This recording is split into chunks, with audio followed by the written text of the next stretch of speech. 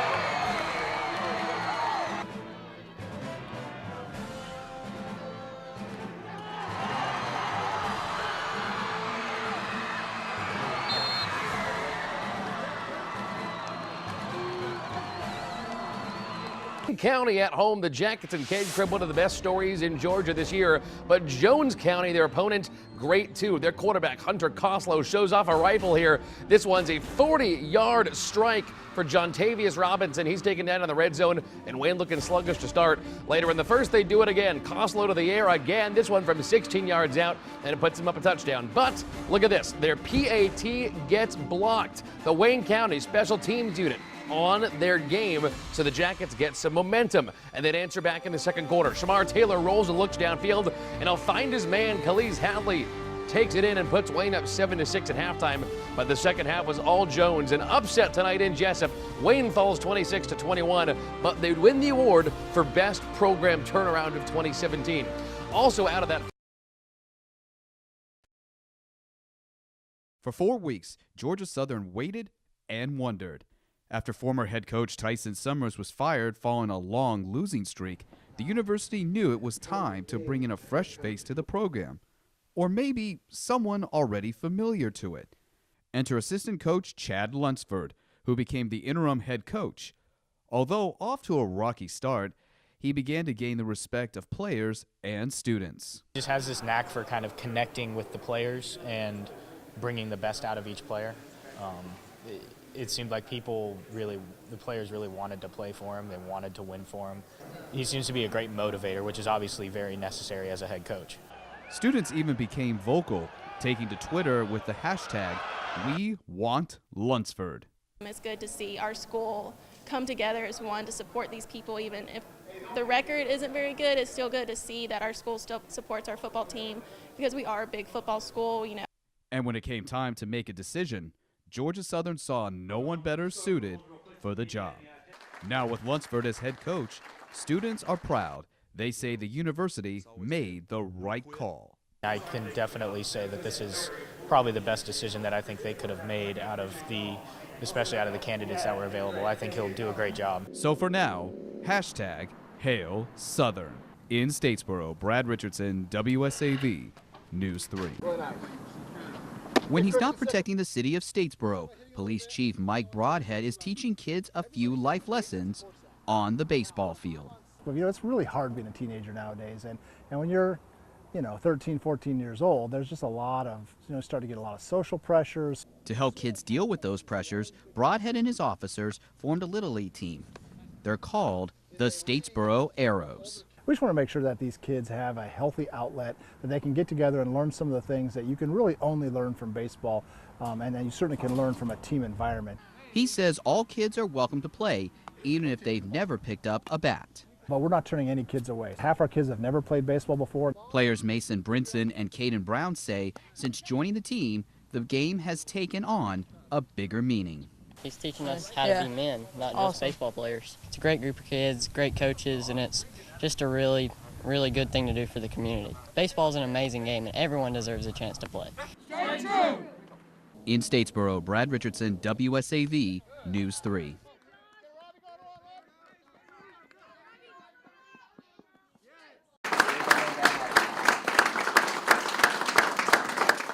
Tormenta FC Soccer is coming to the borough. The semi-pro team made the big announcement to city leaders Thursday. After years of hard work, they are moving into Division III soccer in the United Soccer League. See the success that Tormenta FC has received on and off the field, and they've earned that. It's great for us to be back here to announce a professional team coming to Statesboro. Plans are underway to build a new soccer stadium that will seat more than 5,000 people. We should see a much bigger, that sports tourism footprint should happen in a much bigger standpoint. And with that brings new opportunities for the city and its residents. So the stadium is really going to hold a lot of retail spaces, professional office spaces, but it'll be a stadium that'll be open year-round. It won't just be on game days. It will allow us to host concerts and other sorts of outdoor events. It'll be a full-time venue for Statesboro in South Georgia. The stadium is expected to be completed in April of 2019.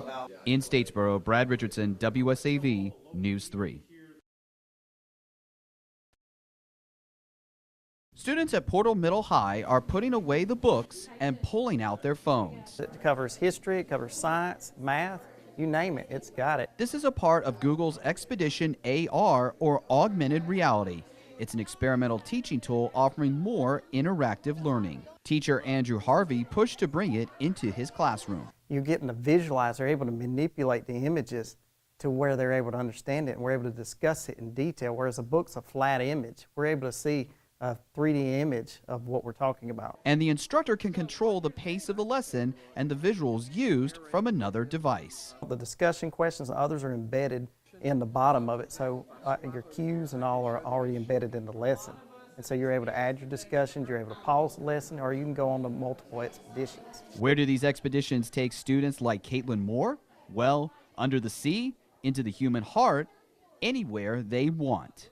The best part about it is actually seeing it in real life, like for when you're experiencing something that's in virtual reality. For Andrew Harvey, it all boils down to the motivation to learn. It allows them to be able to have fun, want to come to school, have something to be excited, not just sit there, take notes. When it does come out officially to the public, we'll actually be able to say, hey, I've already done that. From the WSAV Georgia Southern Newsroom in Bullitt County, Brad Richardson, WSAV News 3. Georgia Southern is celebrating Black History Month with a group showing the community and students traditional African dances with a modern twist. Step Africa, a step dancing group, is bringing the sounds of African culture to the Eagle Nation stage. Georgia Southern's Multicultural Affairs Director, Takesha Brown, says campus leaders wanted the students and the community to see these African cultures and understand how they transition to modern day. As a department, we were just kind of brainstorming about some different things that we wanted to do this year. So having an entertaining yet educational way to learn and explore the culture through dancing and storytelling, we felt would be really cool for our community and our students to take part in. That's where Step Africa steps in. Founded in 1994, they are one of the longest-running professional step dance organizations in the country. But what is stepping? Stepping is a highly energetic, polyrhythmic, percussive dance form created by African-American fraternities and sororities in the early 1900s. There's a lot of body percussion, from using our hands, our bodies, our feet, and our voices to make noise and music. But the roots of the show run deeper. Performers explain where these different dance styles come from and And what sets it apart is the audience involvement. It's a fully interactive show. It's moments where we're actually asking questions to the crowd. There's moments where we bring the crowd on stage to participate with us and learn a step and be part of our Zulu village as well. So it's more than just our performance. It's definitely a community event. It's that community feeling they want every audience member to feel from beginning to end. Now, Sap Africa travels not just around the nation, but all over the world. Their next stop is going to be Berry College here in Rome, Georgia. Reporting from Statesboro, I'm Brad Richardson, WSAV News 3.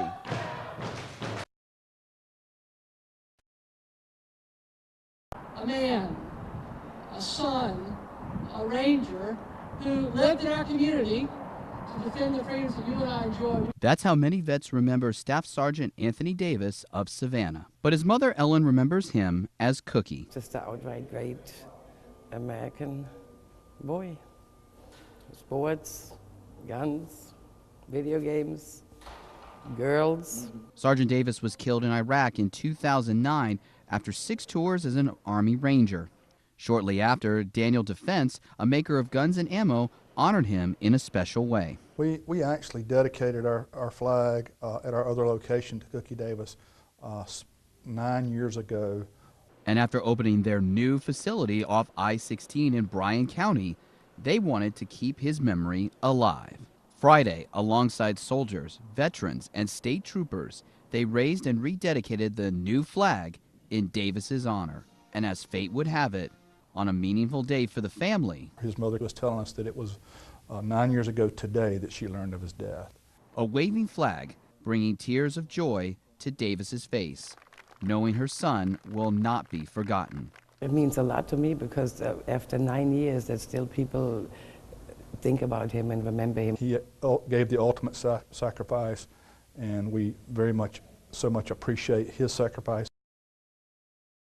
I say ho ho, hey hey, MLK paved the way. The annual Martin Luther King Parade is a day of celebration, peace, and unity.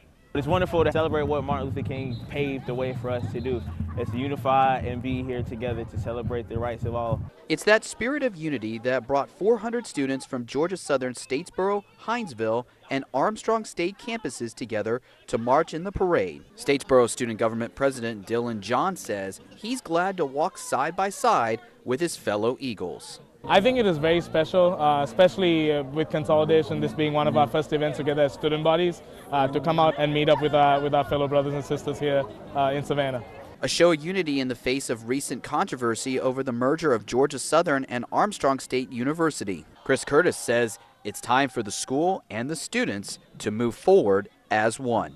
The theme is coming together, and the turnout of students today, the enthusiasm of students is strong evidence of this stronger university that Savannah and Statesboro now have. Although some students continue to wear their Armstrong colors, they all marched under one banner, wearing shirts with a message, "Still I Rise." The students that you will see marching in the parade today are some of the best embodiments of the new Georgia Southern University. In Savannah, Brad Richardson, WSAV News 3. Lonnie Collier is the farm manager for the 130-acre plot of St. Patrick's Farms in Screven County.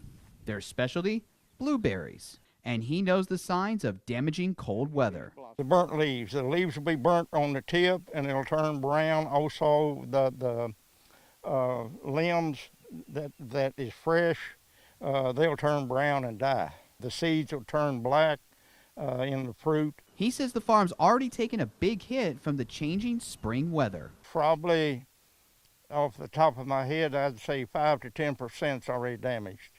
And he doesn't want a repeat of last year, when freezing temperatures cost the farm a $1.2 million loss. Screven County Coordinator Ray Hicks doesn't expect to see the same type of loss this time around. I think the main thing we're going to see is just a reduction in the fruit on there. I don't think we're going to actually see any damaged fruit per se. Hopefully we're not going to have any more of this cold weather. But if we do, there's one thing Collier is keeping in mind. At the stage that the fruit's in right now, 30 degrees, they'll freeze, and then the fruit's damaged and they will not recover. From Screven County, Brad Richardson, WSAV News 3.